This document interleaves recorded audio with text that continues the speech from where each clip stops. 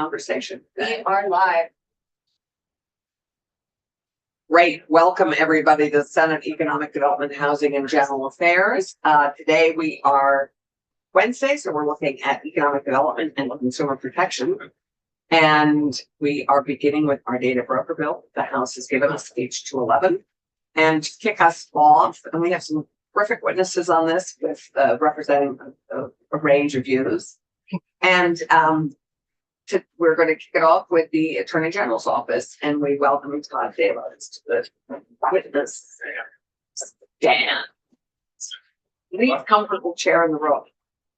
We need a better chair for witnesses. It feels more uncomfortable today, but I guess likely internal. We have failed to do questions or anything on those. Apologies. So good morning. For the record, Todd Davis, the Attorney General. Thanks for having me here. Thanks for taking up H211. I want to take a step back and give a little context to this bill. I know you've walked through it. Vermont was a nationwide leader a handful of years ago, maybe a decade ago, in passing a data breach notification act, really leading the way in ensuring that there was public understanding when private information of individuals was unintentionally, maliciously disclosed, and requiring holders of that data to inform the Attorney General's office and make consumer disclosures. It's a core part of the consumer protection work of the state of Vermont, I would say, and it sits with our office. But I want to state that Vermont really led the way in a lot of ways around that data breach notification. One of the key elements of H211 is expanding that data breach notification to include data brokers, which we understand now. If you imagine, this committee knows well what a broker is, and if we imagine the world of data privacy, we've talked quite a bit about it already this session. You certainly talked about it last session as well. The brokers are really the hub of the transfer of personal data. They aggregate, they analyze, and they sell product around consumer data. They've essentially commodified consumer data. That's not all bad. And that's not maybe the thing you would expect the Attorney General's office to say, but it's not all bad. We all understand that data brokering has gone on long before the internet existed, that companies existed to help business processes run faster. There are certain areas, core areas, fair credit reporting would be one among them, where that aggregation of data helps ensure that credit reports are accurate, and then consumers can rely on that credit report, lenders can rely on that credit report. It's a real opportunity for an exchange of information that ensures the flow of the marketplace and access to credit. That's positive. We also think this has blossomed beyond what I think anyone or any consumer would really imagine or understand. We are growing to understand it. It continues to evolve, but I think anytime that ad pops up on your email account, on your pick your media source of choice, all of that is being run in the background through data brokers. But there's a lot more to it, and I think I'll have other witnesses who will talk about some of the real dangerous practices that come out of data brokers. And There's a chair behind me.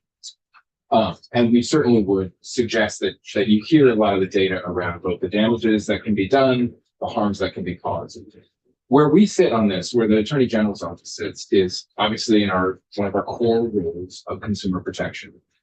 We believe very strongly that we need to empower consumers. We need to give consumers informed the options to understand what's going on. And I think one of the other core elements of this bill, beyond the data breach notification element, is the ability for consumers to have data brokers delete information.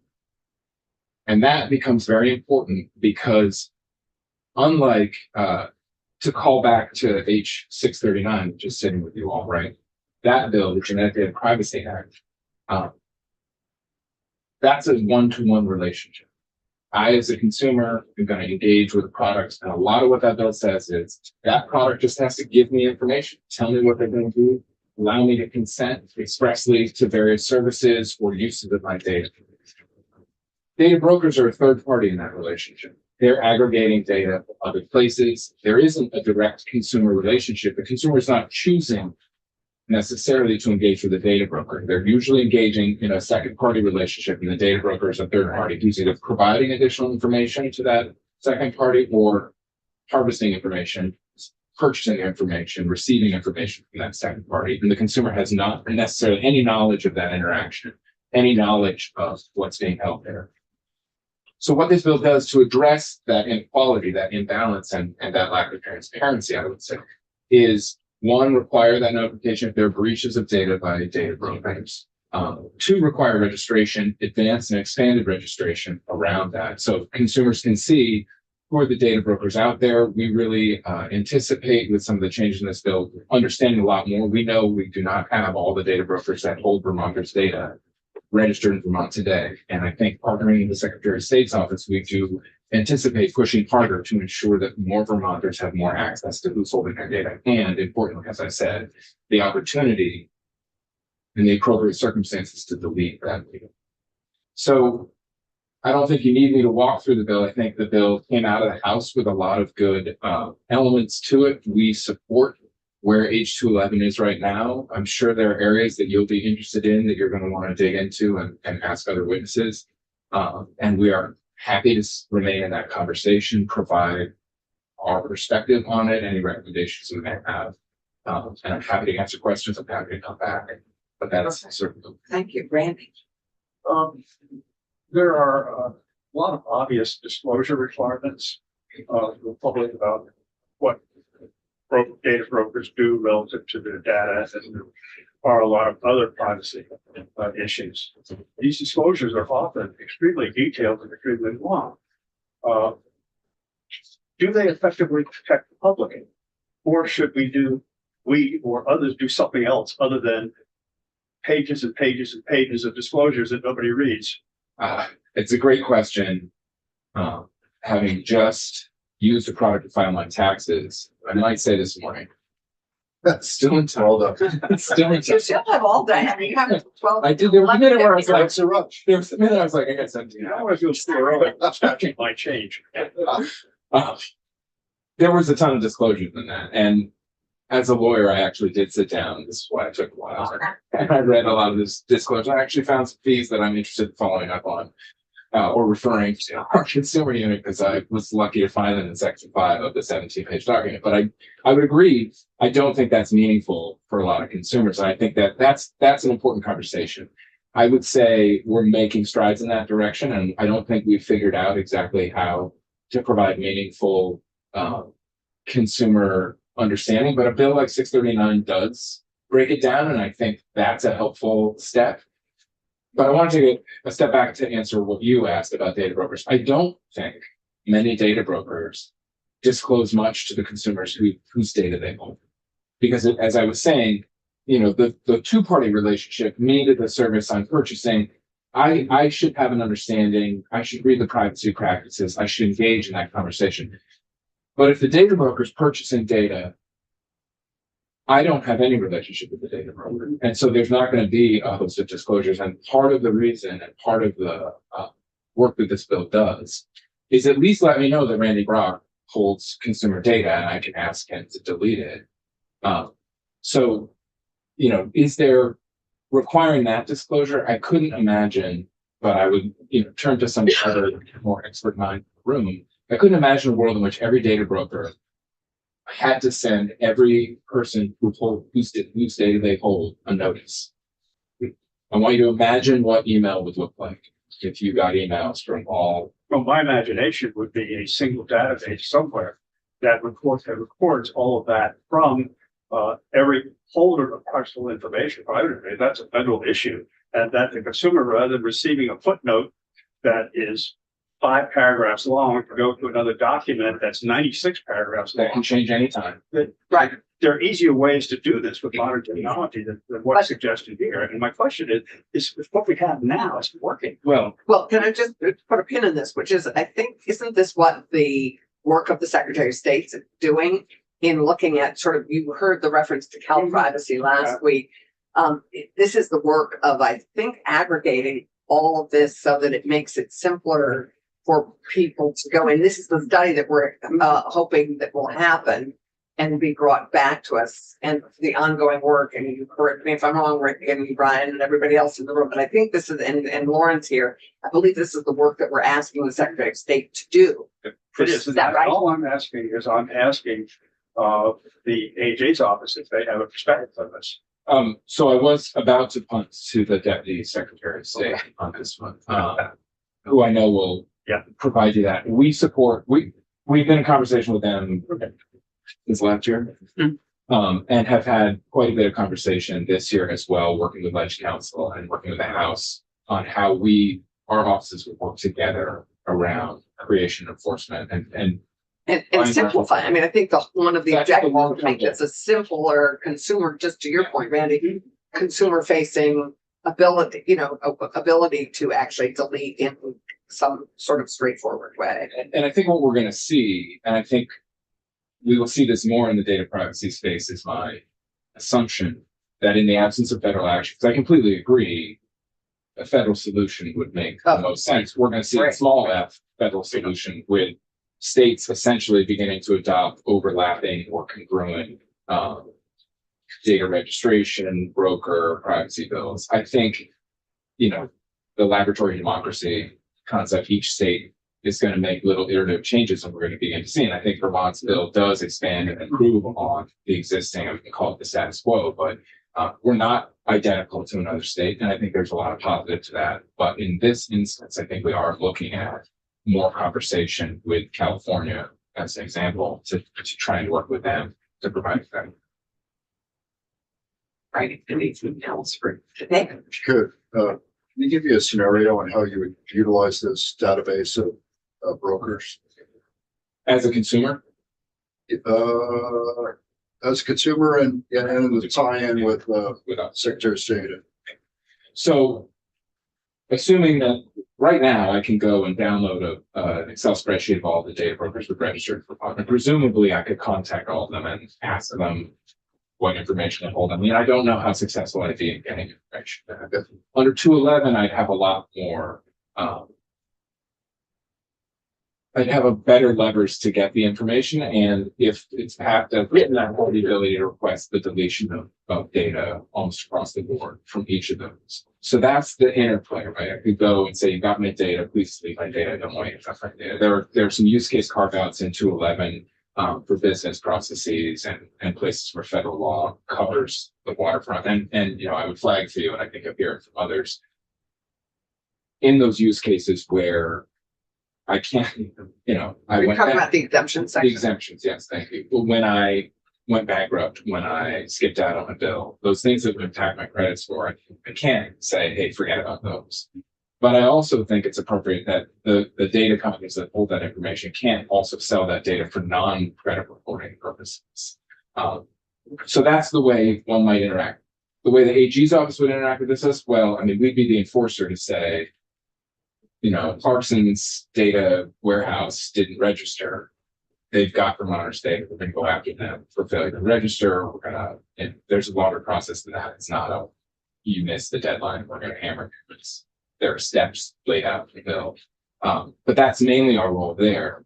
And I think that will give us information if there are data breaches or otherwise to ensure that we've got there's some language in here about having the quality. It's a simple method of ensuring the state recoups costs and recoups penalties more easily than full-blown litigation, assuming, the penalties and costs are scope of quality. Good. So, thank you. To follow up on that, do you currently have the capacity to deal with the enforcement, the initial enforcement that all these consumer protection bills are requiring? All of them?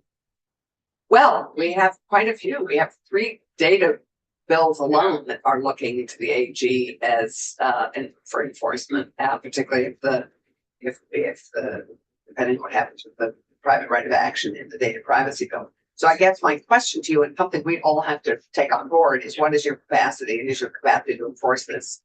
Is it sufficient at the moment? Yeah. So I will say, top level, the Attorney General herself is probably one of the biggest data privacy advocates out there. And Huge. for her, it is a top priority. Yeah. Of course, it's still a limited pool of 8 or 9 attorneys who run the gamut from, In the auto consumer loan, division, 8 or 9? 8 or 9, I can't remember how many it is right now, and 2 or 3, I think, investigators who are looking at everything from home improvement cases to social media to data privacy. So we always are prioritizing what we enforce. That said, I think 639, we're not too concerned about having the capacity to enforce the likely infrequent circumstances where we need to stop somebody from sharing genetic data. This bill, I think, remains to be seen what it takes to enforce. Part of the reason we wanted that bond in there is to kind of make the low-level administrative enforcement easier. We hope.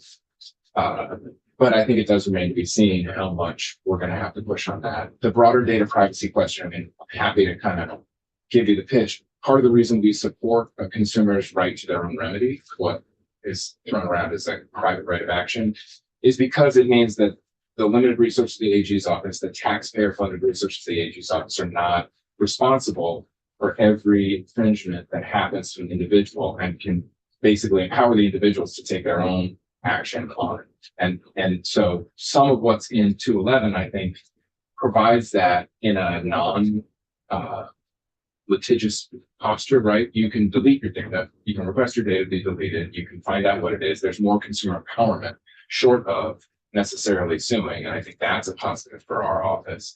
But the consumer protection angles in here, we think are really important in 211 and whatever S71, I guess is what it still is, in the broader data protection area.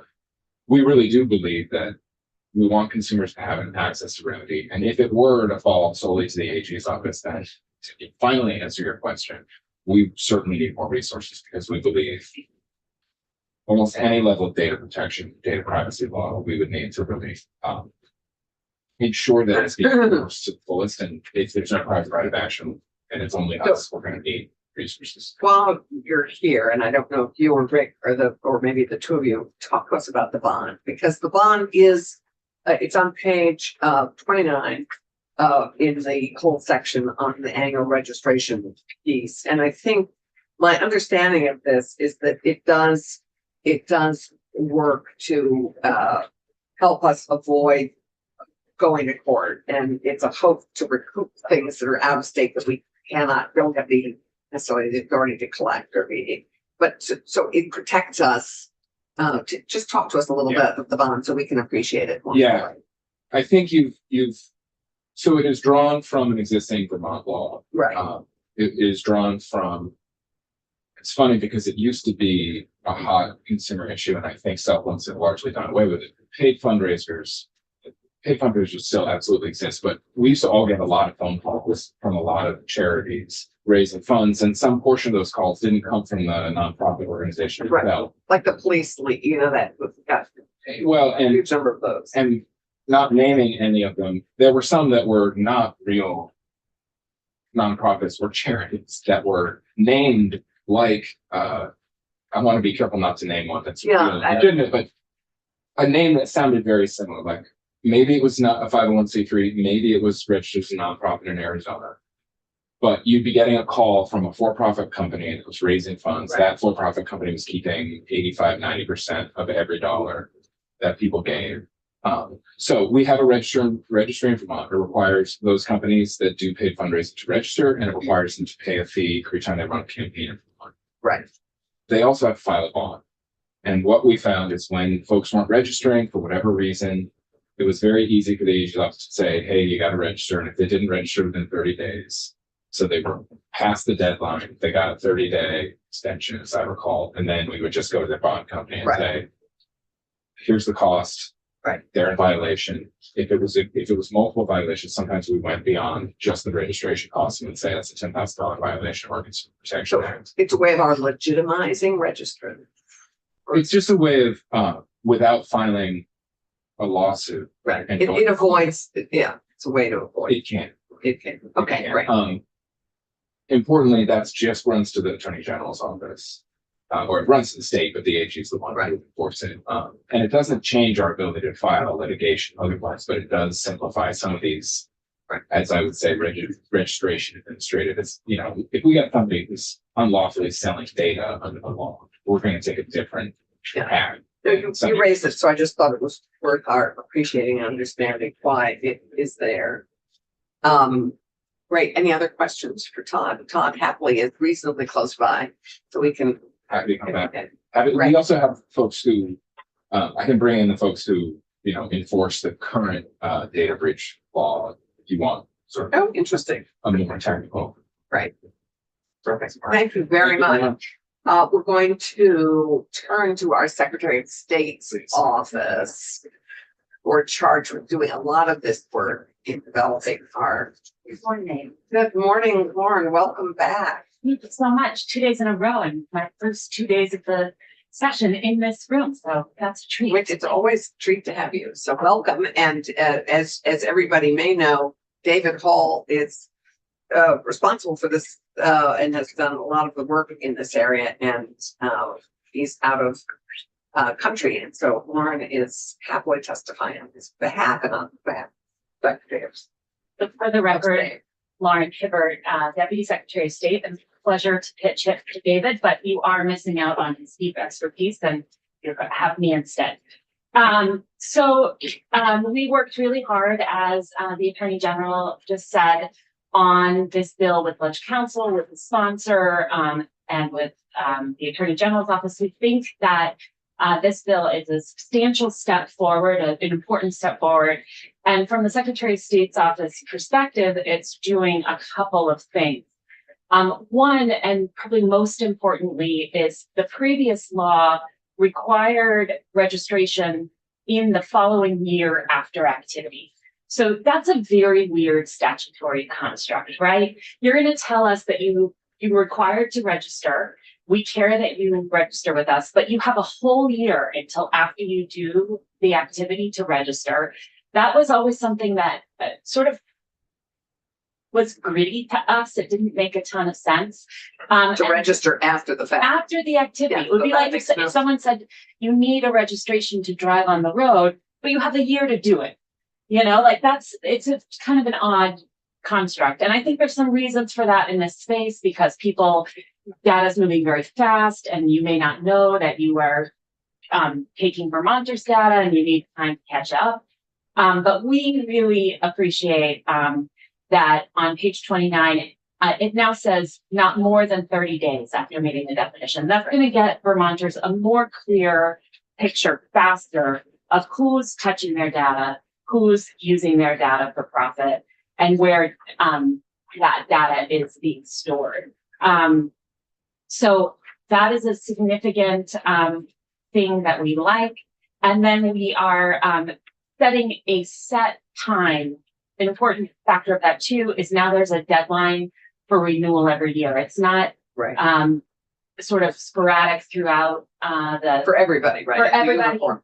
Once you meet the definition, you have 30 days to register, and then you have to renew that registration July 1st of every year. And that's just a great chalk line. We'll get a sense on July 2nd, who's in, who's out. And we really like that. We like that clarity.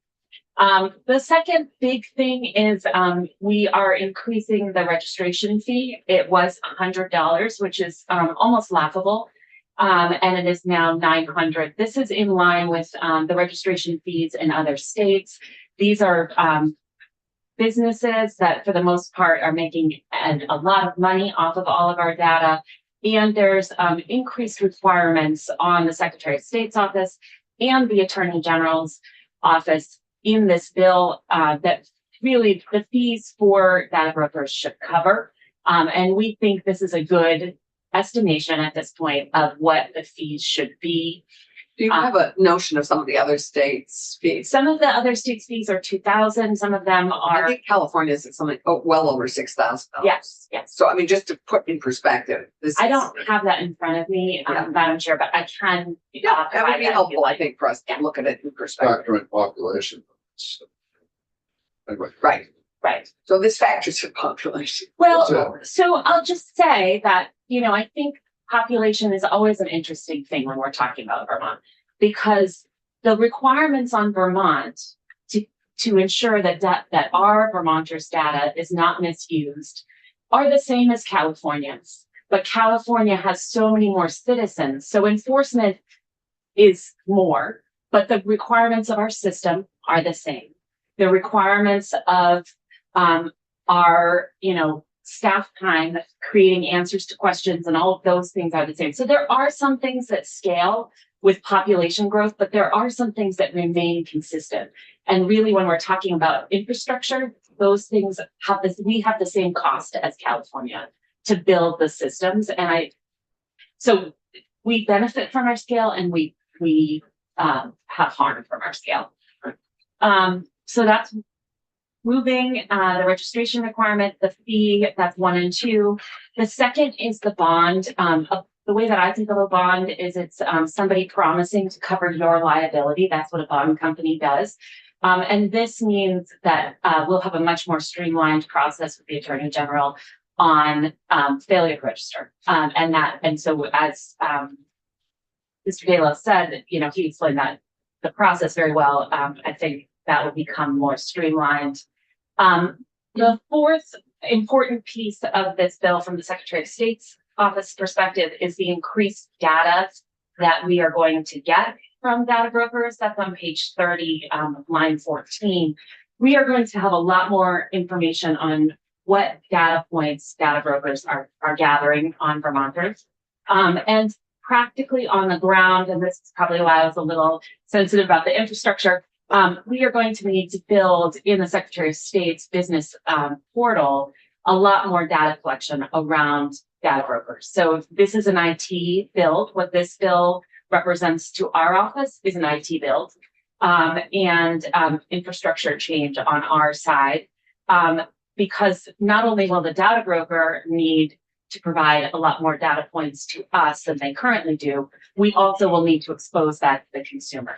And so there's two pieces of that. I think we have an estimate for this. It's about $120,000 for us to do. We are not asking for an appropriation for that because we are getting the increased fees. So that is why the fees are increasing in part.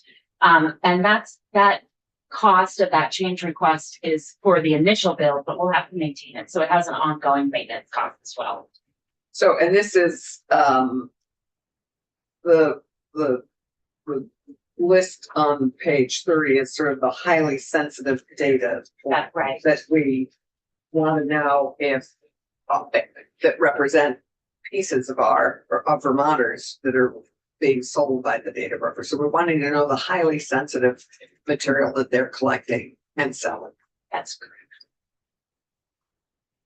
Another really important piece of this bill, I think we're now at 5, is information. I think you're at 6 or 7. Okay, sorry. I let 6. I'm at 6. Okay, great. 6 is information that, again, the Secretary of State will need to provide to the consumers on each data broker how you can opt out. The website where somebody can opt out. That is a new requirement on the data brokers, but it's also a new requirement on the Secretary of State to provide that information to the consumer. We think that's very important. And then so that goes to Randy's question, I think, which is how do we make it simple and easy for Vermont consumers instead of being hit with 17 pages before he got to the, of information. How that's part of what is being undertaken in this work of building this IT system, right? It's trying to make it simpler for Vermonters to be able to even figure out how to delete their data. Yes, I think there's two things there. One is the disclosures within systems about the sale of data to data brokers, which this bill frankly doesn't address too much because I think as a nation, we have to have a reckoning about the fact that we all read 17 pages or fail to read 17 pages. And I applaud those of you who do read 17 pages, but I do not. And I'm also a lawyer and I don't all the time. Sometimes I do, sometimes I don't. And, but that has to become simpler somehow. This bill doesn't address that Well, but it addresses it in that you're gonna In be that- creating the IT interface. that's So gonna what- Make it easier. Yes, so there's a two-step process in this bill. One is the requirement that data brokers do provide an option to consumers to opt out, Right. and a requirement that they provide that information to the Secretary of State's office, and a requirement that we provide that to consumers. That is going to be on the consumer to go into those data brokers and use their websites individually. That could be quite a bit of time. The original iteration of this bill had us create a delete me, universal delete me feature. We are not able to take that on without a lot more investigation and understanding. In one part, the easiest way that I have been thinking about this as the problem for the Secretary of State's office is then we become Vermont's first data broker. We're going to be getting all the sensitive data from all the Vermonters with all of those factors that data brokers are using. And then we would be communicating to data brokers to say, you need to delete this person. So there's a lot of security around that endeavor, a very good endeavor, one that we should really step towards and move towards. But I want to make sure that we do it in a way that's very, I like to under promise and over perform. So I want to do it in a way that makes sure that we are protecting Vermonters' data as we're communicating with data brokers, that we are have effective ways of communicating with data brokers, that believe me, and that we have a response back from data brokers if they actually have done it. So those would be the three things that I would be looking for in any system that we built. The other thing, and you folks mentioned Cal Privacy. Cal Privacy is in the process of building a delete me functionality in their system. And our team did talk with them, and they are about a year out from building it, which is another reason why we said, whoa, like, don't put a deadline for the creation of this system into this bill for us, because if California stated, sometimes California shouldn't be used as a model of excellence, but Cal Privacy does have a lot of intention and resources behind it. So if they're going to take a year more than the year that they've already had to create this, we want to make sure that we have enough runway as well. And we want to make sure that we're doing it in the right way. So I think I'm on 7, and 7 is the important feature of this bill is the report that the Secretary of State is responsible for shepherding. And we are asking for a $50,000 allocation for that report. We would like to hire a consultant for that report. And that is a resource issue for us. So we do think that report will be very informative for us on what is possible in this delete functionality. And honestly, my hope is that, and I said this to Cal Privacy, is that they figure out some sort of subscription model where states can buy in. You know, we're not going to have a federal solution for quite some time. This really should be a federal solution. California is on the forefront of this. They're building state-of-the-art technology. If they could figure out how to sell a subscription to Vermont that Vermonters could just go to and enter their data, and it's all the same data. So it would be just make a ton of sense to me, but I'm not California. I'm not. Well, it's a different opportunity, for an income opportunity. It certainly could be. And if we had to pay, $300,000 a year for that subscription, that would be reasonable and would make sense and would be far better than taking on the liability, quite frankly, and the responsibility of upkeep of that system. So that is something that I'm hopeful for. I don't know whether it's going to be possible. But other than that, we'll also keep looking at what would it take for us to build this system. I think it could be a component of our business registration system, but it would dramatically change our business registration system. We would have to, which does not hold any confidential data. Everything that's entered in our business registration system is public information and frankly is exposed to the public right now. So it would be a dramatic shift in just the IT infrastructure around our business services system. Now, that's not foreign to the Secretary of State's office. We have a ton of PHI in our Office of Professional Regulations IT system, but it would it would dramatically change how we are handling the data in business services.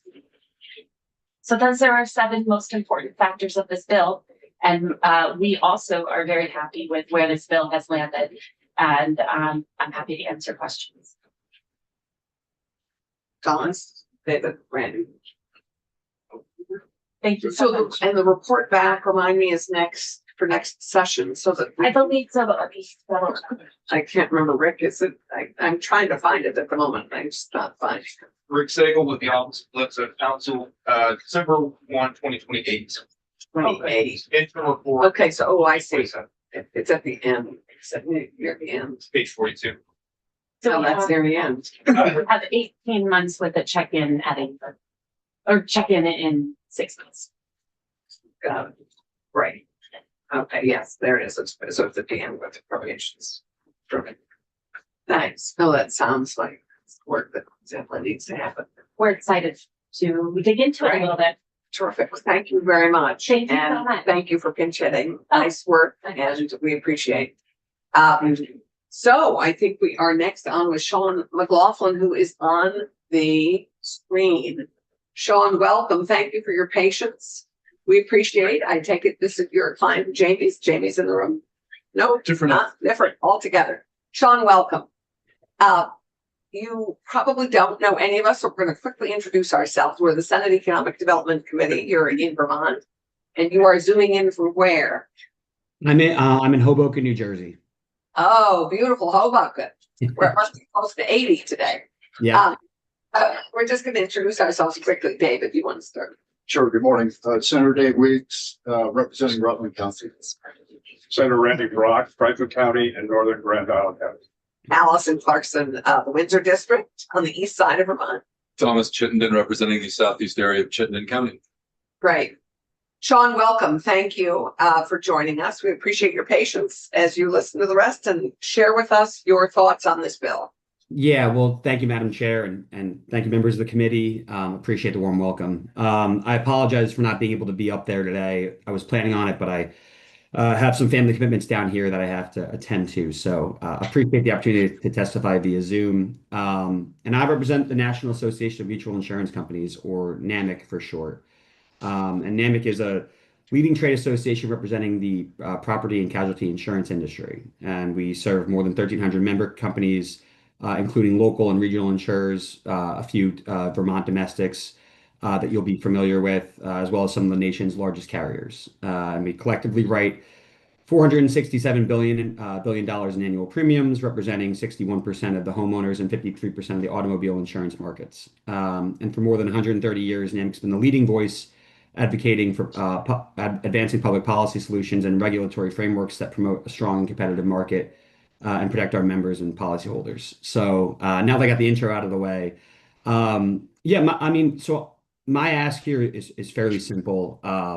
We don't have a ton in terms of strong opposition to this bill. We do have some concerns that I'd like to discuss today, and that's mainly just how this bill affects insurance and kind of the interplay with existing federal laws that I'm sure you'll probably be familiar with. I'll just introduce it by saying different industries use data in different ways. And this is why historically the US has developed different privacy or data use regimes for different sectors of the economy. So where financial services, including insurance, is concerned, the Gramm-Leach-Bliley Act, or GLBA, establishes a data privacy regime that is specific to the nature of our sector's relationships, products, services provided to consumers. And specifically Title V. I believe the GLBA,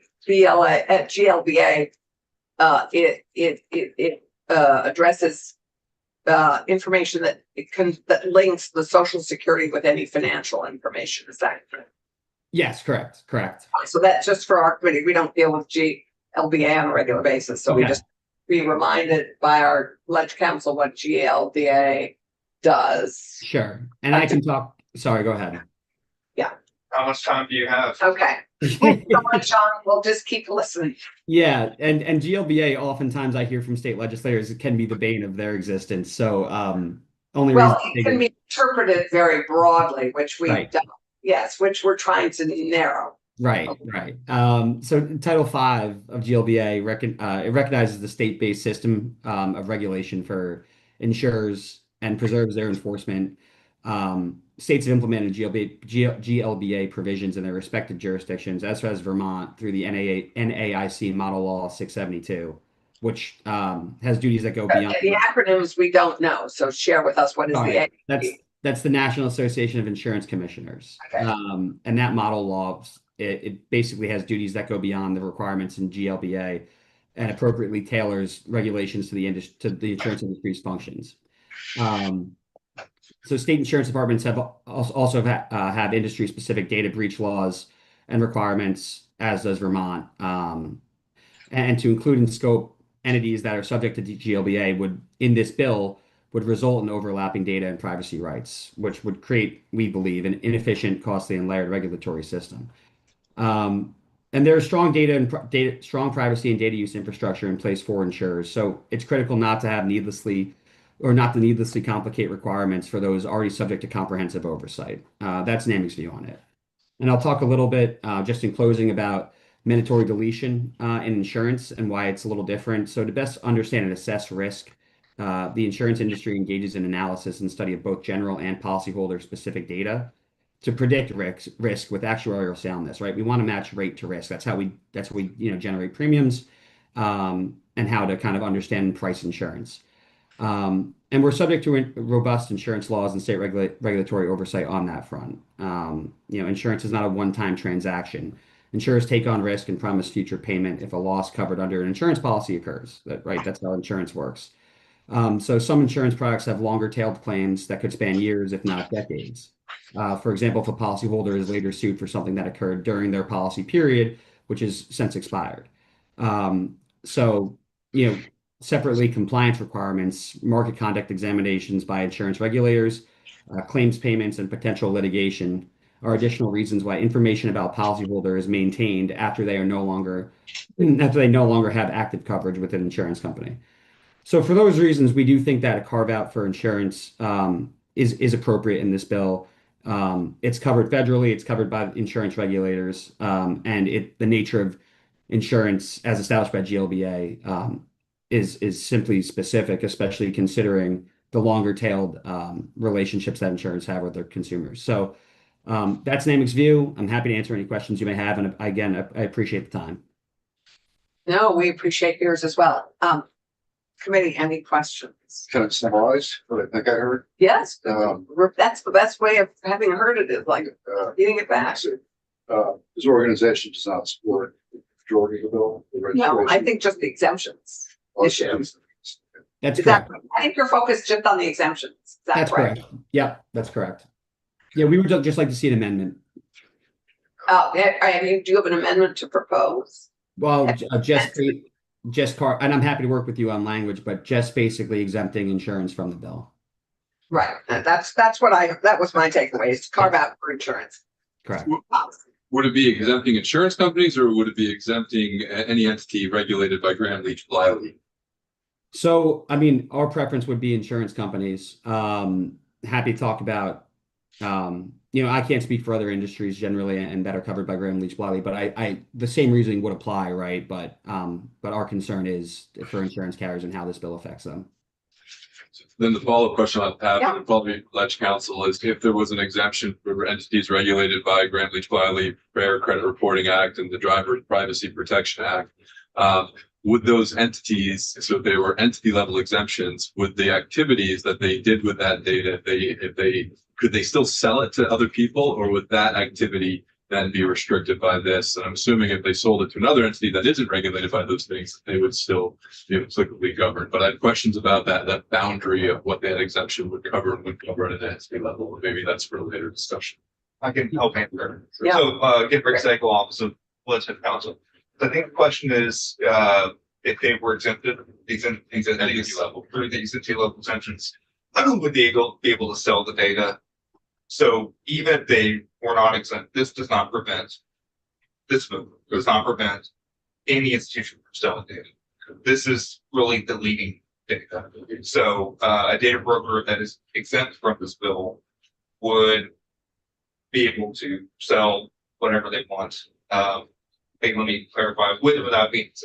The question is, can they delete? Do they have to delete the consumer's data? If they're exempt, then no. If they're not exempt, then probably yes, unless there's another exemption that they meet in this bill. Everybody just looks at the deletion act. Yes. Okay. That helps. So it would, insurance companies don't need to know what my favorite color is. I mean, there is certain information that is broadly collected that you don't really need, I assume. I mean, you don't need to know everything about us. You've been insuring us for centuries, and we somehow have managed without you knowing a lot of the stuff that's now collected about all of us individually.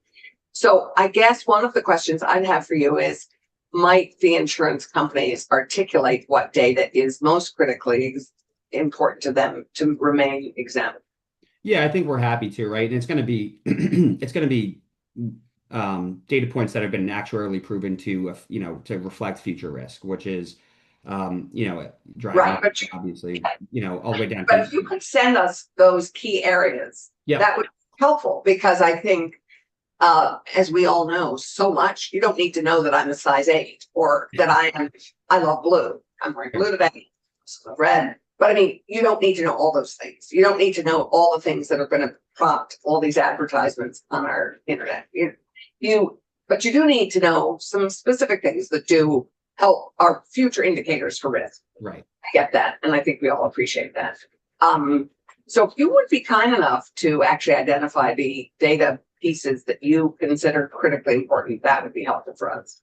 Okay. Happy to do so, Madam Chair. Because quite honestly, the GLBA covers everything from payday loaners, the payday loan people, to car dealers, to, I mean, it's a whole range of to debt collectors. I mean, the GLBA covers anybody that somehow has linked in the course of business the social security number with financial information. So it's a whole range of businesses. I'm just saying to go to that concern. So I'm not sure we want to exclude all of those. Yeah, that's fair. And I will point out in the California Delete Act, the definition of data broker does exclude GLBA covered entities. So that's just one example. I appreciate. Yeah. I appreciate that this is one option that we're facing. Sure. Thomas? No, good. Okay, great. Thank you, Sean. Terrific. And if you could get us that information, that would be helpful. I will do so ASAP. Great. Thank you so much. I appreciate it. Thank you so much. Good luck in Hoboken. Thank you. Appreciate Get to it. look at Manhattan That's right. And hopefully Montpelier soon. and the Statue of Liberty. Lucky you. Enjoy. Thank you. Take care. I think we have Zach next, and then Dylan.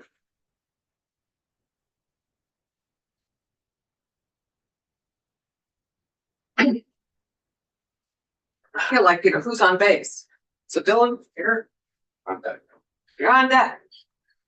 Good morning. For the record, my name is Zach Caminelli. I'm the consumer protection advocate for VPIRG, Vermont Public Interest Research Group. For more than 50 years, VPIRG, we've advocated for the public interest in debates concerning the environment, healthcare, democracy, and consumer protection. And it's in that function that I'm here today. Appreciate the opportunity to share our thoughts on 211. I'll just start off saying we support H211 as it passed the House. Ultimately, we would like to see the state move more rapidly toward establishing a universal opt-out mechanism. That's actually going to be a study, in this bill. But we understand and appreciate what the Secretary of State has expressed in terms of that is not going to be a simple path. They want to take time to understand and maybe see if they can leverage California's existing work and do that, frankly, cheaper and save some money. So we think that that's, this is a meaningful and useful interim step for consumers, giving them the right to request deletion and seeing if the Secretary of State can determine, is there a way to do that universal opt-out mechanism. So just a little bit of background on, VPIRG and our work on this. So back in 2018, we were one of the leading proponents of Act 171. This is the groundbreaking data broker registry bill that you've heard about. Yes, exactly. It did come out of this committee. Some of the same people were in this room then. I think just me. Maybe Senator Brock. I don't know. No, I think you were. Was it 17 or 18? it's 2018. Yeah. I don't. Ryan was here. Ryan was that. And Anyway, three of us out of a room full of people. And that was here. yes, that's true. And at that time, we advocated for giving consumers delete rights, opt-out rights with respect to data brokers. The committees, the legislature took the frankly prudent approach because no state had done anything with data brokers at that point, saying, we're going to establish a registry, we're going to collect information, we're going to understand a little bit more how the industry operates. Fast forward now, we are 8 years later.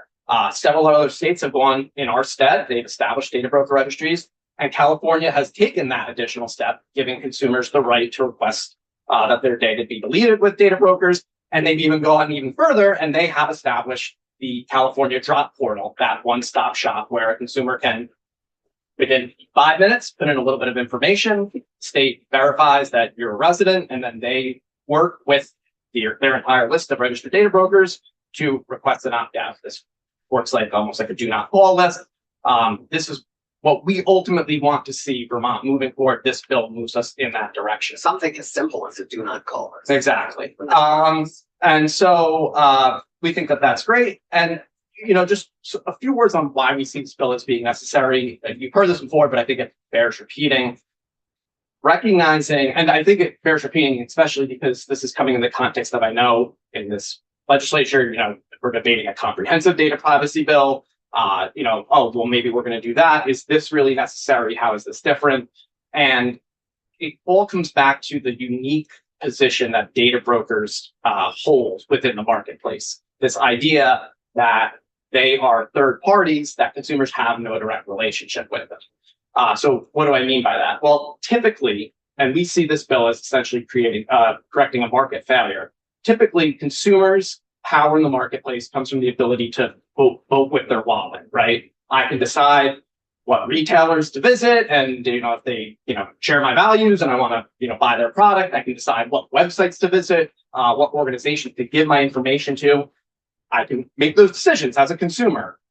I don't have that decision with data brokers. They are a third party. They are collecting information, my information, and selling it and profiting off it without interacting with me at all. So I currently can't say I don't like how that data broker is operating or using my data. I have no power, no ability to stop them from using my data, my information. That's what's essential, and that is essentially what this bill does, is it gives consumers, it corrects that market imbalance. It gives consumers that power to request that a data broker delete their data. It then also, additionally, and this is where we get into the question of exemptions, and I think the word exemption is a little confusing. It, I think, correctly lays out several areas where a data broker can deny that deletion request because we've decided that it's important that that data be maintained and be used for, purposes of commerce, for fraud prevention, for help. I mean, there are tons of ways. Tons of legitimate, important sharing. uses. Right. So when we get into the question of exemptions, I think that's almost like kind of a misnomer. We're saying, what are the legitimate reasons that a data broker can deny a deletion request? And I think the ones that are included in here work. I think, though, when you think about the exemptions in that context, it helps why we would say something like a broad, for instance, GLBA level exemption becomes a problem. And I'll kind of come back to that in a sec. I just wanted to then finally get to the point of the exact harms that this bill would prevent, because often when we talk about data privacy, we kind of get very caught up in the details, and sometimes losing the forest for the trees. Like, what exactly are we trying to stop? What are the kind of harms that we're trying to fix?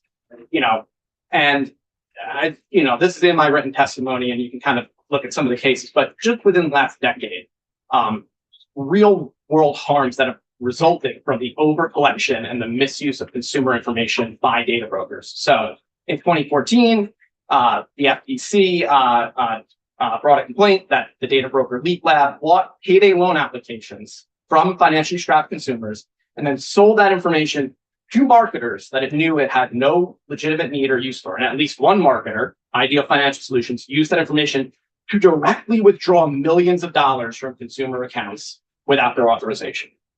In 2020 and 2021, the Department of Justice charged 3 data brokers, Epsilon, Macromarket, KBM, with conspiracy to commit mail and wire fraud for knowingly selling for roughly a decade lists of what they said were vulnerable Americans, including elderly Americans, people with Alzheimer's, directly to criminal scammers. And the scammers then use that data, that broker data, to steal millions of dollars from those people. And then in 2022, the FTC sued the data broker Kochava for selling exact geolocation data from hundreds of millions of mobile devices that could be used to track individuals for sensitive locations, including reproductive health clinics, places of worship, Right. homeless and domestic violence shelters, and addiction recovery facilities. So you might be saying, well, the government brought action against all of these bad actors. And yes, that's true. But that all happened after all of these After the harms and the harms frauds had and all that occurred. These are all data brokers doing these things. Had consumers had a delete right prior to it, had exercised that, at least some of these consumers, had they exercised that, and had these data brokers honored that deletion request, one could submit that these data brokers might not be the type that would actually honor that request, but they would be legally obligated to. Had they done that, we could have saved some of these consumers some of these harms that we just laid out, because their information would have been deleted, would not have been sold to, the criminal fraudsters. Yeah, and just to tie this all together, I mean, we have not acted on surveillance pricing this session. Sure. But we have given it to our Agency of Agriculture, who in their Weights and Measures division is doing a comprehensive look at this and the impact on our consumers. And this all feeds into exactly that. I mean, just to remind ourselves that Yeah. a lot of this is tied together. And so we're wanting very much to appreciate and understand all of that data that could be being fed in real time Absolutely. to places that could then be in real time changing prices for things depending on our personal profiles. Hi, Aisha. You're welcome. Thank you. Sorry I missed some of this, but I Yeah. feel like maybe this was already covered, but you're touching on one of the questions I've had, which is, who tends to take advantage of registries to remove their information, right? We've had the do not call list in the past. So what are some of the trends you see about the kind of person who has the time and wherewithal and internet access, et cetera, to remove their own data? Absolutely. So that's why, and I did mention at the start of this, I would call this bill an interim step. It is recognizing that consumers should have the right to delete, but until we get to the point where we actually set up that one-stop shop, I think it is not likely or practical that I'll just state this quite frankly. I think if you pass this bill as it was and we came in 2 years from now and you would try to get some data on how many consumers actually exercise deletion requests, it would be very, very little. It would be it's And time that's what's consuming. based out in the research and the data. Well, I'm just basing that on practicality. There's almost 300 data brokers registered. Right. And there are many more times that are actually doing business. Correct. So if you gave consumers the right to delete, and even if you provided this information via the Secretary of State's office, and I could go and download that list, I would still need to go to 300 individual data broker websites and request a deletion. So you have And they're not even like criminal actors. no, Right. Like the criminal actors Right. aren't gonna go up and delete. right. But because, Yeah. but also to that point, even, if they're not the criminal actors, this data gets shared again. So if I can request deletion, even Yeah. at that level, again, that helps. Right. But who's going to take advantage of this? I would think very little people. I might, because I'm a consumer protection advocate who's deeply involved in this, but that would be very time consuming. Right. Now, if if we were to eventually get to the point where we're going to set up this one stop, Which is what the bill also is working toward. toward study, Actually, establish.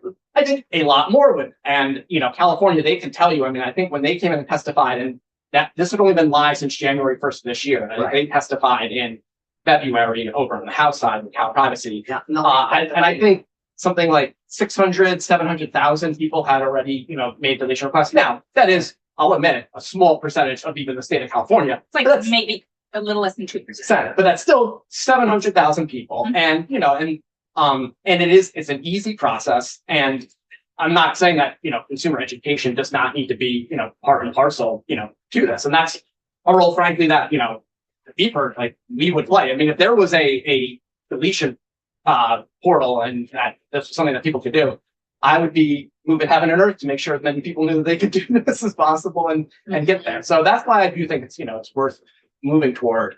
I would And be. And that's what this bill does. Well, what's interesting is how we might know the data on the people asking to be deleted, Absolutely. right? Because I actually think the people who don't want to come up on any radar Sure. right now are really not putting their email and residence, Well, et cetera, in another. I mean, I think that's probably the right instinct that they might be reluctant. That being said, that's why incredibly important that this sort of deletion system is set up through a trusted party, through a state. California has set this up. They manage and maintain that. And you heard from the Secretary of State why they want to take time and understand this, because they want to be able to know we are now taking it and entrusted with enough information to execute these deletion requests, and we want to do this right.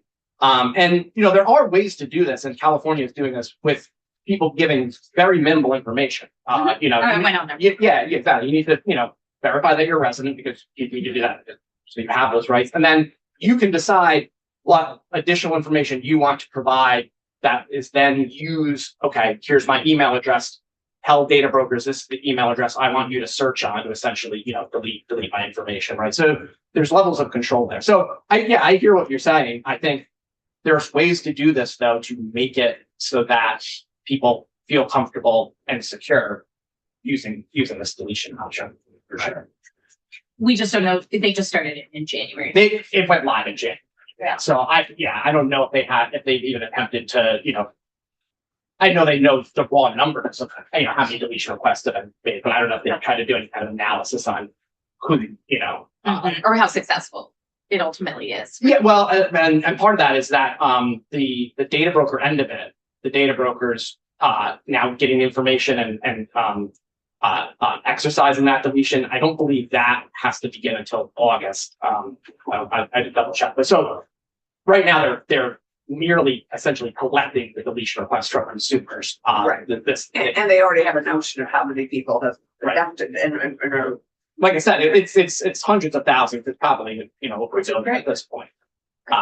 So sorry, Tim. yeah, no, so yeah, I think that was basically I think that was basically all. So this, your opinion is oh, sorry, Thomas, did you have a Well, I was question? going to bring you back to something you said in your testimony. Yeah. That you said you're going to come back to. So I think you recognize Oh. that there are circumstances That's where right. we don't want to allow people to delete their data. It's federally regulated in the Fair Credit Reporting Act, so that you can track whether or not people paid the bills. Gramm-Leach-Bliley Act, so that you have an idea of their worthiness, what accounts were owned when, because there's a reason to keep that paper trail, and drivers' privacy protection, so you know who owned what cars when and what driving incidents occurred over time for that. You raised some concern with exemption for each of these carve-outs. Could you elaborate more on that? Yes, But we were just about Right.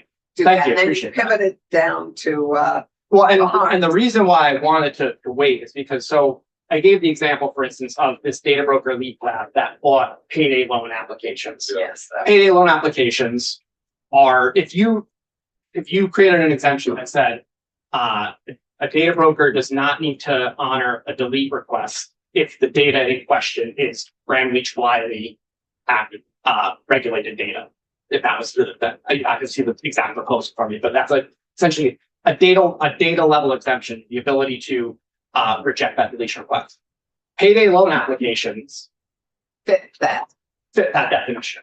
So if you had that exemption in place, and I submitted a delete request to Leap Lab, to this data broker that was selling payday loan applications, I say, oh, I want you to delete my data. It's like, no, I don't have to delete your data. That payday loan application, it's Gramm-Leach-Bliley Act. So that's all good. I'm gonna maintain that. So that's why, as it is in the bill currently, why we support these use case exemptions. You need to have not just what the data is, but how is it being used.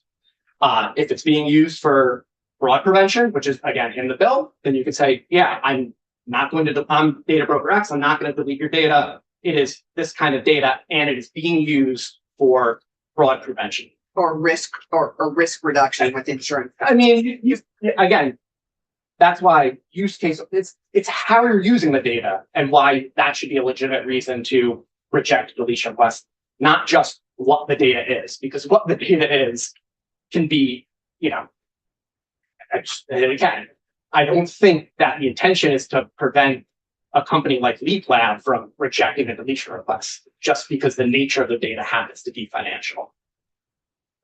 Because there are a lot of companies that are brought in under the GLBA, which It covers a lot of data. So, huge. it's saying that it is GLBA data and therefore we are not going to delete it, in my estimation, is not a sufficient reason to deny the deletion request. You need to attach that to how are you using that data, and is it a legitimate use that's advancing commerce or keeping people safe or whatever the case would be. Which this bill at the moment has. That's what I would say it does. Well, but it's a little bit subjective. Oh, I mean, that's the problem is, I think some of these bills, we keep saying, our intent is this, and we would expect this to happen. And look, I'm not saying that I have necessarily contemplated every single legitimate use case but that isn't, we can add more use cases, but those use cases I would just submit should be articulated. Like, how am I using the data, as opposed to saying, Mhm. I'm going to reject a deletion based solely on what the data is. Right. So, So we've often, right, you started by listing some harms with the AG's office of getting better at, how many of those harms would have been remedied with a bill like this? I like I said, it would have been remedied for the people who would have taken the action of having their data deleted. So this bill alone, I'm not trying to say, solves all ills related to the misuse and overcollection of data. And that's why this body is contemplating a comprehensive data privacy bill. That's why I think things like a strong data minimization standard like that get us a lot closer. That doesn't negate the need or the benefit of this bill. And that has started by saying, especially because, again, this focuses specifically on data brokers who do not have that direct relationship with consumers. We're just saying right now, I as a consumer have no power, no ability to kind of say what a data broker does or does not do with my data. And we're trying to return some of that power back to the consumer. Right. In a situation where they currently have no relationship. So this moves us towards a universal delete me. Well, yeah, But doesn't get us there. correct. Well, obviously, it says But it also doesn't- we believe consumers should have the right to request a deletion, and it recognizes that without the universal, not many people will exercise it. But it says Secretary of State, go and find out, right, how we might get there, and how we might get there in a way that, again, I support that, because I mean, if there was a way. If California's done a lot of legwork on this, so Yeah. I'm not opposed to a subscription service if that was something that was available. If that, Right, we have you know, other protections. other things. So, Right. yeah, absolutely. So Zach, thank you. Any other questions for Zach? We happily, you're close by, and so we can pull you in if we have additional questions. Absolutely. But just in the interest of time, we're gonna turn to Dylan Zwicky and welcome Dylan to the witness chair. And then on deck is Chris Delia. And Matt Schwartz, you're on deck after Chris. Thank you. Dylan, Good morning. welcome. Good to have you. Good to have you. Quite the ex follow. For the record, Dylan's working with Leonine Public Affairs here today on behalf of LexisNexis. Thank you for your testimony. And thank you also, Zach. You both have sent this electronically, which is great. Absolutely. I know. And we would encourage everyone to send their testimony electronically to Kiara, Kiara me. So, thank you, Madam Chair. LexisNexis is a data broker and it's been right Who are here. I'm Dylan Zwicky with Leonine Public Affairs here for LexisNexis. Right. A Well, Relics company. LexisNexis is a data broker and it's been registered as a data broker in Vermont since the state enacted the registry back in 2018, 2019. Also registered in California, Oregon, Texas, the other states with data broker registration requirements. There's been quite a bit of discussion about California, how it relates to H211, and I want to dig into that. And I think it's important to remind the committee that the California Complete Act was passed after California had enacted and implemented the California Consumer Protection Act, or CCPA. That's their omnibus consumer privacy bill. Last year, the Senate passed S71, which is a similar omnibus bill, and that bill does include a deletion right. Unlike California, though, however, the California law, and I pulled this up, really does, I think, leave some uncertainty because it allows a deletion mechanism for information that is collected from the consumer. And so could be argued, right, that that may not apply to data that's held by a data broker because they haven't collected it directly from the consumer and they've gotten it from another source. S71, however, is different because it allows a deletion, a consumer to request information that's deleted. First of all, for any company, not just a data broker, it could be for the local hardware store, a big box store, or for a data broker. And it's information that those businesses hold about the consumer. So first of all, we've kind of in S71 solved for some of that ambiguity. But that is a separate bill. So let's just vote if we can. Understood. I'm just order of operations here. 211. That's why California. We don't know what's happening with Sure. that bill as we, And my client is supportive of that 71 as passed by the Senate and including We in appreciate support of that relation mechanism. Yeah. Also on California, I don't know if the committee has any plans to hear from Cal We do. Privacy. But I do want to quote from the Cal Privacy attorney who testified in the House as it relates to some of the exemption language in the federal privacy language. And this is Cal Privacy attorney Elizabeth Allen. It's our Congress on that on the GLBA exemptions here. Yeah, essentially, my client is comfortable with the California Delete Act because it cross-references all the exemptions that exist in the underlying CCPA for GLBA, PPPA, and HIPAA. And we primarily operate in the identity verification fraud prevention space. Our clients are financial institutions, banks, insurance companies, used to support their operations. So if you've logged into a financial institution, you've gotten a pop-up that says, hey, we want to make sure it's actually House Clarkson logging in. What address did you live at when you were 25 years old? That's a LexisNexis product. Of course, one has to then remember where you live. You have to remember, yes, but it's really critical that that information is there. We also act as the intermediary between the Vermont DMV and the auto insurance. So when you're going to underwrite an insurance policy, that insurer is going to want to know what your motor vehicle history is. They pull that report from a data broker like LexisNexis to make sure that we know whether or not you have 10 speeding tickets, a couple of accidents. And it's important that that information is not deleted for the accuracy and appropriate pricing of those policies, as well as the underlying insurance pool, as the previous witness had indicated. And so that is the sort of what That's data for good. data for good, exactly. We're Like Oliver's at a conference. It's Stanford this weekend. AI for good. yes. Data for good. And so just going back to the Cal Privacy attorney, what she had said in the House was, to the extent that the data is covered by GLBA, it is not covered by us meaning Cal Privacy in the Delete Act. So it will forever not be able to be deleted under the Delete Act for good reason, because you need a credit check, you need an identity check, right? So they have contemplated this and they have acknowledged that there are legitimate uses of data. And I know that there was some discussion about payday lenders. I just want to remind the committee that payday lenders have actually been in the state of Vermont since 2001. So A+, you have solved that challenge. Yeah, we did that way before my time. But not actually not way before, but So, much of the data that LexisNexis relies on is publicly available information, and it's held in kind of a robust compliance framework that includes contractual controls, technical restrictions, credentialing, and ongoing audit. So anytime there's a new customer for LexisNexis, they go through a credentialing process. We want to make sure that we understand what they're going to be using the data for, and we have audit functions to make sure that that is actually what is happening, and we will cut customers off if they are not utilizing it for municipal purposes. GLBA, DPPA all have permissible uses. and DPPA, Driver's remind me. Driver's Privacy Protection Act. And so that's what governs when Yeah. Lexus goes to the Vermont DMV and wants to get those motor vehicle history reports. They have to sign a contract. It is a very robust document. It includes a litany of different requirements about what that data can be used for, who it can be shared with, and what can't be used for, cybersecurity, insurance requirements.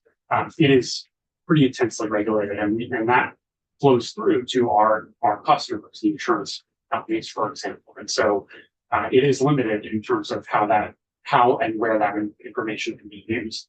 And so that would be why we would argue for a DPPA. It's data regulated by DPPA, by extension by the Vermont DMV contract for DPPA data. that would not be subject to a deletion request, because as much as I would love to delete the speeding ticket on my history when I go to reapply for my auto insurance, I don't think that's actually appropriate, and nor would it. Well, it's a translate goes to into the risk reduction that Sean said. Exactly. It's not accounted for in this bill. And I just want to talk a little bit about the sort of use case structure that's included here. This would be a novel approach. First of all, California is the only state that has passed this sort of deletion mechanism for data brokers specifically. They have utilized the data level, not entity level exemptions. So data covered by GLBA, not entities covered by GLBA. That's a policy decision, obviously. I lost my train of thought here. You're on page two. The odd nature of the use case exemptions, which we haven't seen anywhere else, is that it is a static rate. So these are applicable. A static use list, right? So you can argue that there are many valuable exemptions in that use case framework here. The challenge is, even the House Commerce Committee, as they were contemplating what should be involved in that use case, within the last 24 hours before the bill moved out of committee, there was at least one use case that was added. You know, how many other use cases are out there that we aren't necessarily thinking of in this committee process? And the challenge, as Mr. Tominelli indicated, you can always come back and add that, but that will translate into unintended consequences. And so when a data broker receives all our bill. Yes, understood. And I appreciate that balancing act, right? Where you're trying to figure out how are we not disrupting the legitimate uses of data, as the AG's office spoke to, that are driving and protecting consumers when they are going to transact in the marketplace. And we feel like this bill does not strike that balance by sort of limiting it to use cases who are anticipating the future that you may want to come back and add those at a later date, rather than sort of going. You have a proposal. Yes, happy to share. What is your proposal? So I have sort of two proposals. First, I think the simplest would be to align this with California, but provide those data level exemptions, GLBA, EPPA, and HIPAA.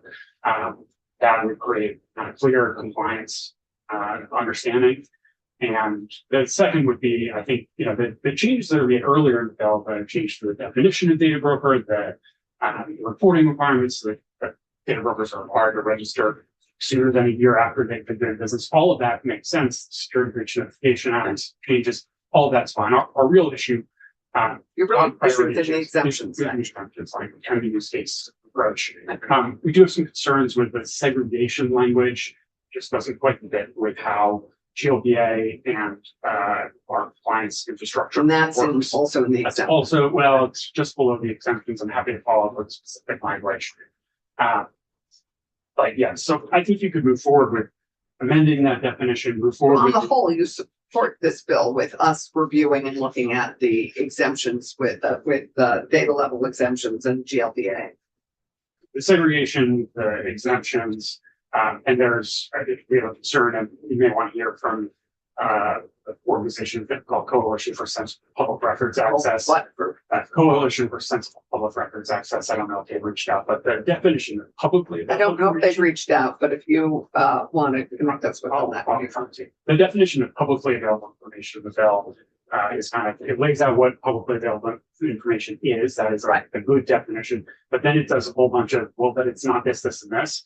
And including when an inference is made, if there are First Amendment concerns, gets back to IMS, Sorrell, and Seaspray would be much better position to talk about this. But what I would really like to focus on in my comments today are those exemptions. So yes, if you're able to align the exemption from the deletion request with what's in place in California, we would be much more comfortable with this. And alternatively, I think better maybe to start with on this consumer privacy, understand that is somewhat up in the air, but that does, as I mentioned, again, provide that deletion mechanism, just not for data brokers, for everyone. And it would be more appropriate to sort of move forward with omnibus privacy bill. You could take the amended definition of data brokers, the reporting requirements, security notification, and move forward with that.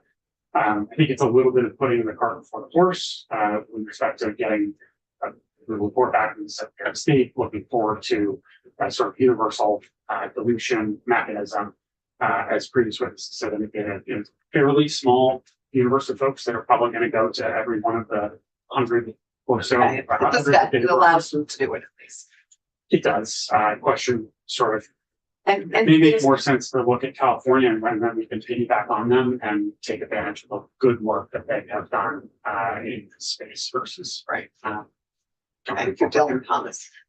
Love your testimony, really helpful. One thing that I see in it that I don't recall you saying that just is compelling for me to continue to support looking at these exemptions is it's you state every one of the 19 states that enacted a comprehensive omnibus privacy statute include exemptions for data regulators or FCRA, GLBA, EA, and HIPAA.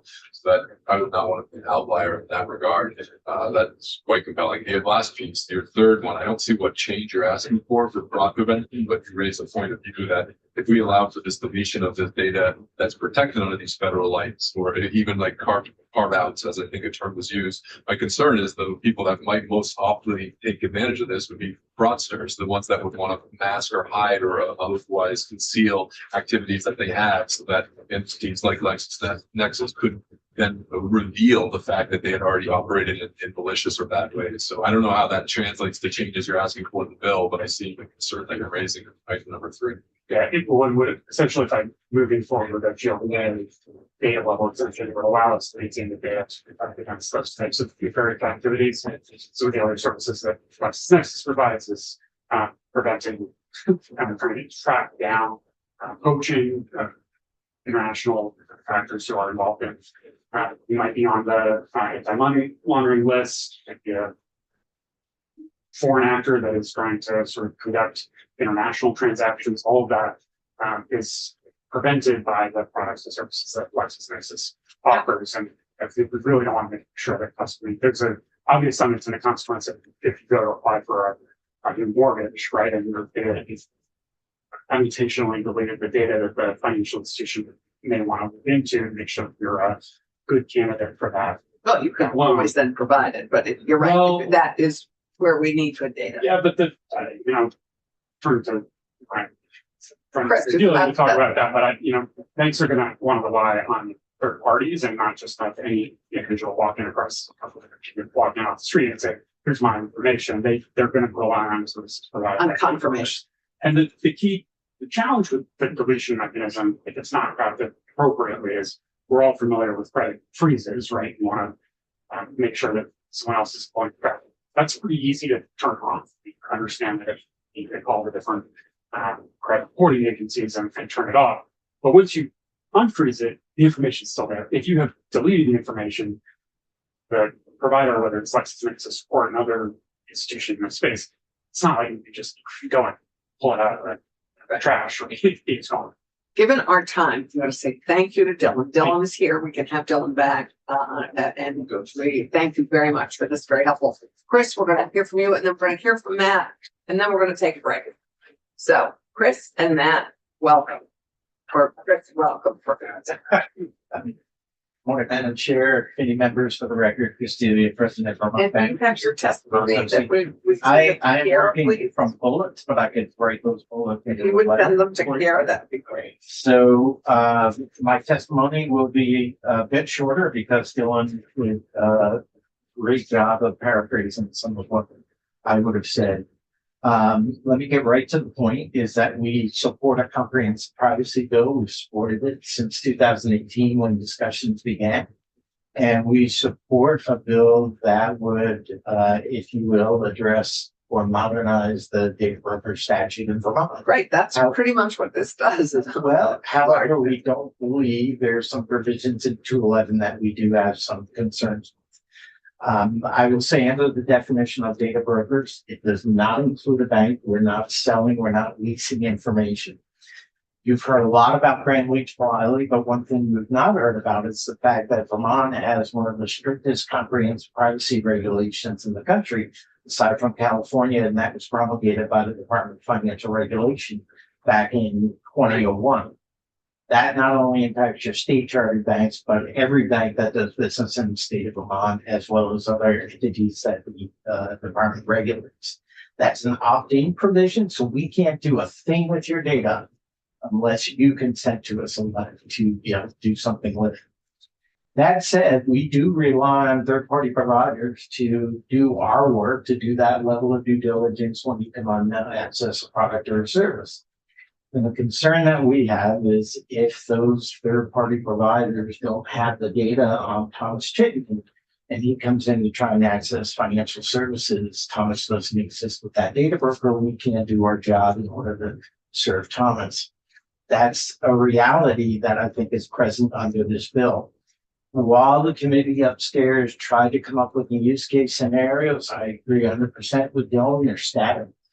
And they are going to evolve over time with new products, new services, and new technologies, which means we're going to have to come back here on a regular basis to try and update statutes for new use case scenarios that are developed in the marketplace. It doesn't sound very practical, and knowing the legislative process at times not very timely to be able to respond to what's happening in the marketplace. So what we would ask you to do is we would ask you to pass a bill that deals with the definition of data broker as developed by the House Commerce Committee, that deals with the issues of the registry and the information that would be collected, deals with security breach language that's in there, deals with the study on data deletion or minimization, but that deletion section, any other definition we believe needs to be dealt with in S71 with a content of privacy. We have to function separately from S71. I mean, we have no idea if and how it's gonna. I appreciate that, So I Madam mean, Chair. really, we're dealing with what we're dealing with right in this bill. But then I think you're taking a very small step that has potential of creating confusion in the marketplace with only addressing data brokers for the deletion mechanism.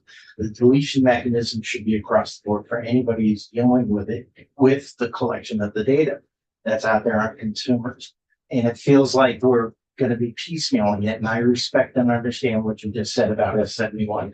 And I would hope we can get it over the finish line. I am hoping this will all be hand in glove. All three data bills will be hand in glove to work together. Right. But until we get to that moment, I think we really have to deal with each bill on its own. So again, we would say those 2 or 3 provisions that are in this bill, we would not support going forward with this.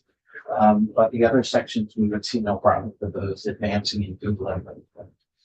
Happy to answer questions or come back at any point. Right. Meet me in the hall.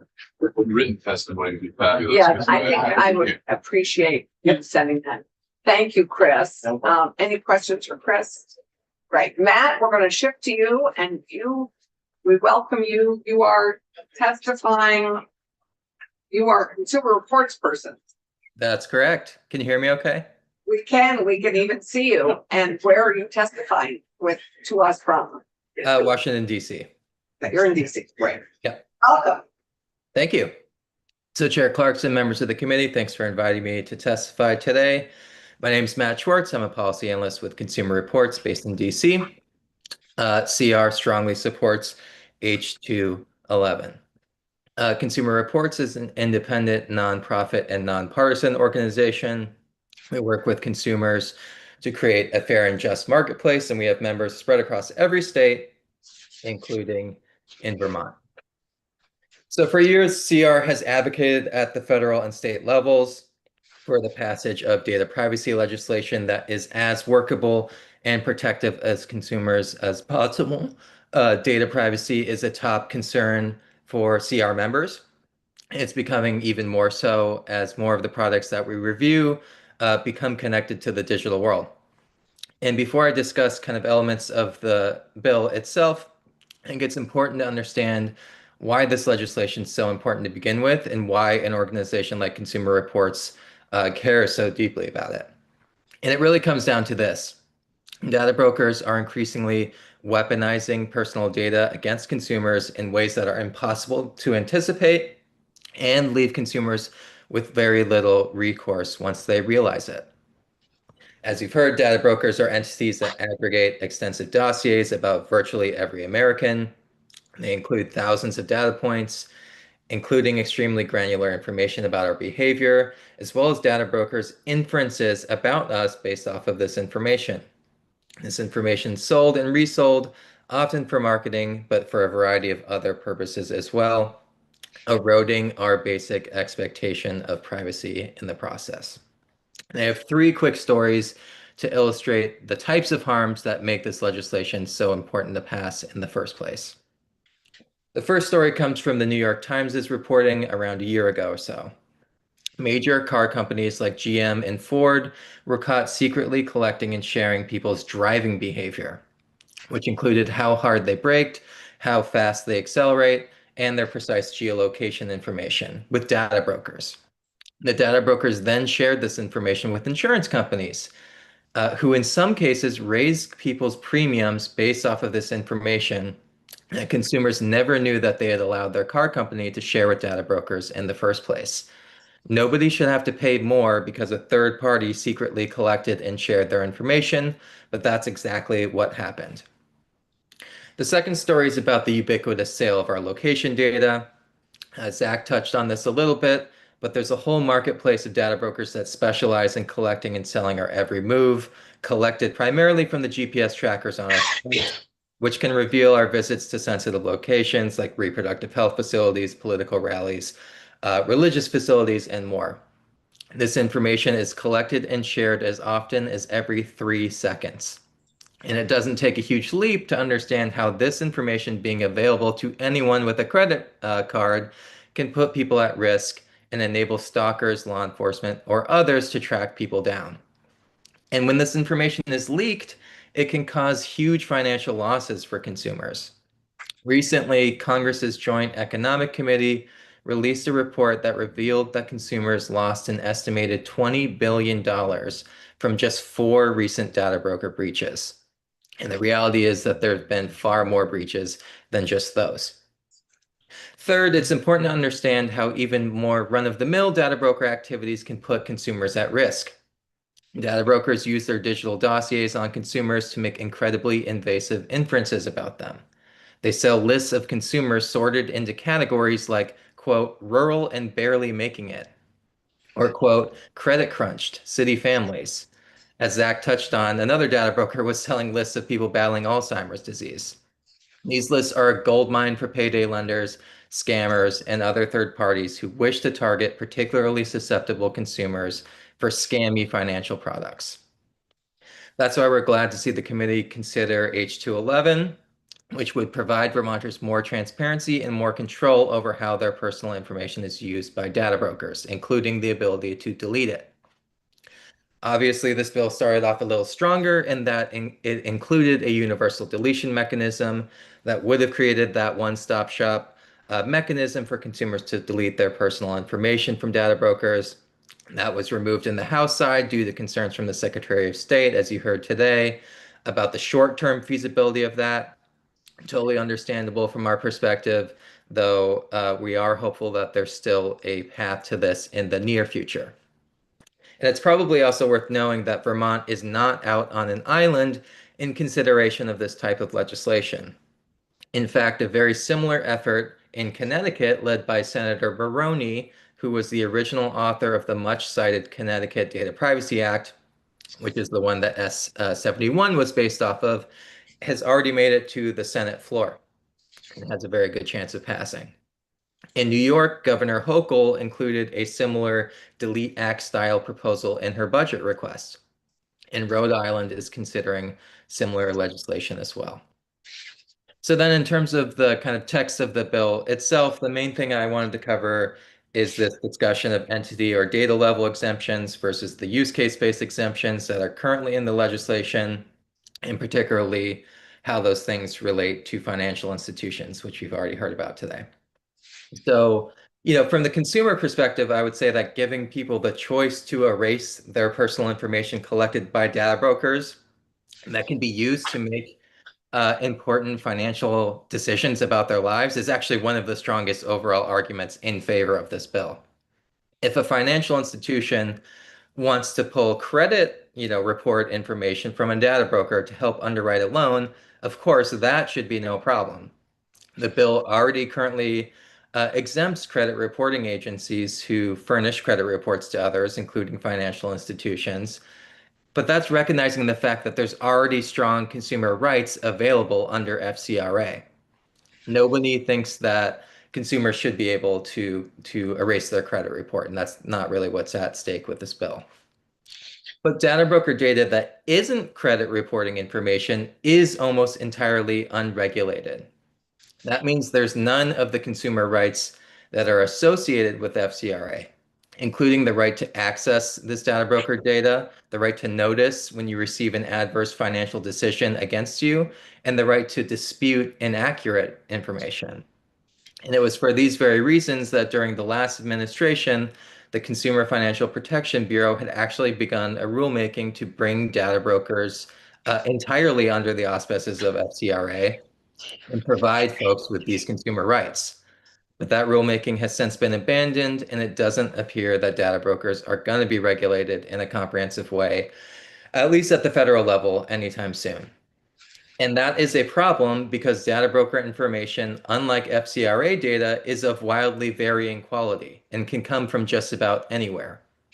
Social media posts that are scraped from the internet, outdated public records info. And like I mentioned before, oftentimes this data is just inferred, or in other words, guessed by data brokers. As one witness on the House side shared, this can often lead to junk data profiles about people. In one recent study, data brokers only correctly predicted an individual's gender 26.5% of the time, which is obviously far worse than the benchmark of simply guessing. That is pretty bad. So, by definition, as Zach mentioned, consumers had no say over this information being collected in the first place. And so it only seems reasonable that they should, at bare minimum, have the ability to delete it. And that's especially true if it's then going to influence important financial decisions that are being made about them. Of course, that's not to say that all uses of data brokers by financial institutions should be prohibited. Like we've talked about already, there's broad exemptions for fraud prevention, identity verification, and to comply with legal requirements. One thing that hasn't been mentioned yet today is that this bill also completely exempts data brokers who act as processors or service providers for other businesses, including financial institutions. And so the fact is that a lot of ways that financial institutions currently use data brokers have already been contemplated and exempted in this bill. But what the bill would not do is provide an entity level exemption to financial institutions, which would allow them to use data brokers without restriction. Instead, the bill has, those fairly broad use case-based exemptions. They would allow data brokers to retain information for a wide variety of purposes, but it would at least ensure that that data that's kind of retained for an exemption can't then be sold behind consumers' backs for unrelated purposes. And that seems like a fair trade-off to me. And so I'll wrap it up there. Thanks again for inviting me, and I welcome any questions. Matt, thank you very much. I appreciate you sticking around. Would you be kind enough, because I don't have your testimony printed out, so would you be kind enough to send your testimony to Kiara Mead, our committee assistant? That would be great so that we can post it. Any Sure. questions for Matt? No. David, fine. Great.